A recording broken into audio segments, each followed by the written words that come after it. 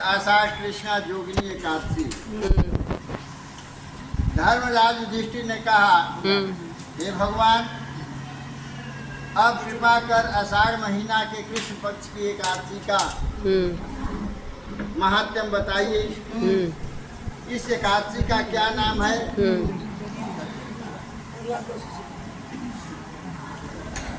तथा इसकी कथा क्या है? कृपा कर सब विस्तार बताइए। श्री कृष्ण भगवान ने कहा, हे राजन, आषाढ़ महीना के कृष्ण पक्ष की एकादशी का नाम योगिनी है।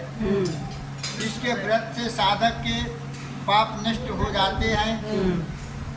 यह इस लोक में सुख और परलोक में मुक्ति देने वाली है। यह तीनों लोकों में प्रसिद्ध है। मैं तुमसे पुराणों में वर्णन की हुई कथा कहता हूँ, इसे ध्यान पूर्वक सुने। बैठ जाओ स्वर्ग धाम की अलकापुरी नामक नगरी में कुबेर नाम का एक राजा रहता था। वह शिव भक्त था और प्रतिदिन शिव की पूजा करता था। उसके यहाँ हेम नाम का एक माली पूजन के लिए फूल लाया करता था। उस हेममाली की विशालाक्षी नाम की अत्यंत सुंदर पत्नी थी। एक दिन वह मानसरोवर से पुष्प तो ले आया, परंतु अपनी पत्नी से हास्य विनोद करने लगा। माली दोपहर तक पुष्प लेकर कुबेर के पास नहीं पहुंचा। राजा उसकी राह देखता रहा। अंत में उसने सेवकों को आज्ञा दिया। राजा ने कहा सेवक से, जाकर देखो कि हेममाली अभी तक क्यों नहीं फूल लेकर आया। न आने के कारण बताओ, पता लगाओ। सेवकों ने कहा कि महाराज, वह पापी काम वासना में पड़ा है। यह सुनकर कुबेर ने उसे बुलाया। हेममाली कांपता हुआ उपस्थित हुआ, दरबार में आया। राजा कुबेर ने कहा, अरे कामी, तूने परम पूजनीय श्री शिव जी महाराज की पूजा में विघ्न डाला है। पूजा का महत्व नहीं समझा, इसलिए मैं तुझको श्राप देता हूँ कि तू अपनी पत्नी का वियोग सहे और मृत लोक में कोढ़ी हो जाए। मृत लोक मतलब पृथ्वी लोक में, धरती पर। कुबेर श्राप से हेममाली का स्वर्ग से पतन हो गया। वह उसी क्षण पृथ्वी पर गिर पड़ा। भूमि पर आते ही उसे कोढ़ निकल आया। उसकी स्त्री भी उसी समय अंतर ध्यान हो गई। हेममाली ने मृत लोक में आकर अनेक दुखों को भोगा। भयानक जंगल में जाकर बिना अन्न और जल के भटकता रहा। रात्रि को निद्रा भी नहीं आती थी। दयालु भगवान शिव जी की जो सेवा उसने कभी की थी, उसके प्रभाव से पिछले जन्म की स्मृति उसे अवश्य रही। पहले भोलेनाथ की सेवा किया था तो पिछले जन्म का कुछ याद उसको आया।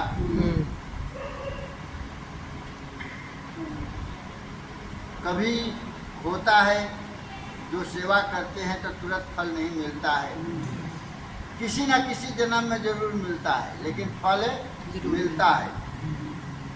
कर्म के किया हुआ, चाहे पुण्य करो चाहे पाप करो, उसका फल जो होता है, ये नहीं सोचना चाहिए कि हम इतना कर रहे हैं तो इसी जन्म में मिल जाए। इतने आदमी करते हैं ना, बहुत दान भी देते हैं, व्रत भी करते हैं, लेकिन फिर भी दुखी रहते हैं। तो सोचता है कि मैं इतना कर रहा हूँ, किसी का दिल भी नहीं दुखाता हूँ, फिर भी हमें दुख पर दुख मिल रहा है। तो पिछला जन्म का वो कर्म है खराब, वो इतना करते हुए भी दुख मिल रहा है। और कोई कितना भी पाप कर रहा है फिर भी आगे बढ़ रहा है, वो पिछले जन्म का भी पुण्य उसका। तो हर एक जन्म का किस जोनी में प्राप्त और पुण्य मिलता है, फल उसका प्राप्त होता है, ये प्रभु ही जानते हैं। वह रात्रि को निद्रा भी नहीं आती थी। दयालु भगवान शिव जी की जो सेवा उसने कभी की थी, उसके प्रभाव से पिछले जन्म की स्मृति उसे अवश्य रही। घूमते घूमते एक दिन वह मार्कंडेय ऋषि के आश्रम में पहुंचा। आश्रम ब्रह्मा की सभा के समान लगता था। श्राप से दुखी हेममाली ऋषि के चरणों में गिर पड़ा। संत महर्षि बड़े दयालु होते हैं। हेममाली को कष्ट पाते देखकर मार्कंडेय जी बोले कि हे वत्स, तूने कौन सा पाप किया है जिसके प्रभाव से तू बूढ़ी होकर महान दुख भोग रहा है।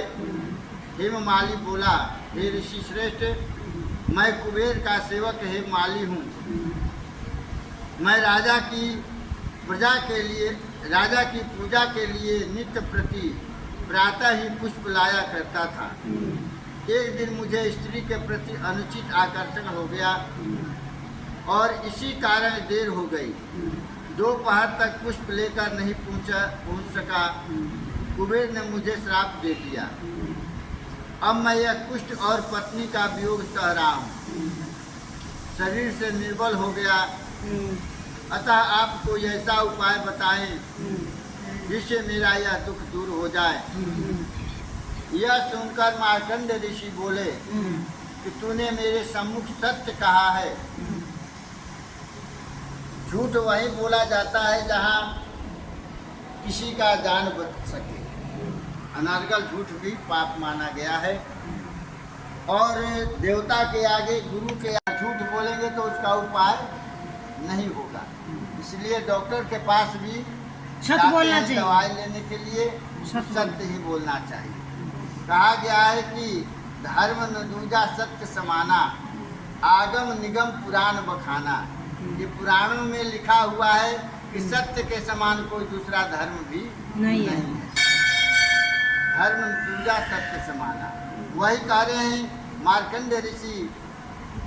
हेममाली से कह रहे कि तू सत्य कहा है, जो गलती हुआ उसको छुपाया नहीं। जिसे मेरा यह सुनकर मार्कंडेय ऋषि बोले कि तूने मेरे सम्मुख सत्य कहा है और तुझे अपनी भूल के लिए पछतावा भी है। इसलिए मैं तेरे उद्धार के लिए एक व्रत बताता हूँ। यदि तू आषाढ़ महीना के कृष्ण पक्ष की योगिनी नाम की एकादशी का विधि पूर्वक व्रत करेगा तो तेरे सब पाप नष्ट हो जाएंगे। यह सुनकर हेममाली ने अत्यंत प्रसन्न होकर मुनि को साष्टांग प्रणाम किया। मुनि ने उसको अत्यंत स्नेह के साथ उठाया और योगिनी एकादशी व्रत की विधि बताई। ऋषि के आज्ञा अनुसार हेममाली ने योगिनी एकादशी का व्रत किया और इसके प्रभाव से वह अपने पुराने स्वरूप में आ गया। हे राजन, यह योगिनी एकादशी का व्रत अनेक यज्ञ कराने के बराबर फल देता है। व्रती को स्वर्ग की प्राप्ति होती है। व्यक्ति को पूजन आदि के कार्यों में आलस्य अथवा प्रमाद नहीं करना चाहिए। ईश्वर की सेवा में सदा तत्पर रहना चाहिए। मन की असमय चंचलता को रोकना चाहिए। मन जो है चंचल है, इसलिए ये कुछ भी करा सकता है। इसे इसके ऊपर अंकुश लगाना जरूरी होता है। बोलो वृंदावन बिहारी लाल की जय।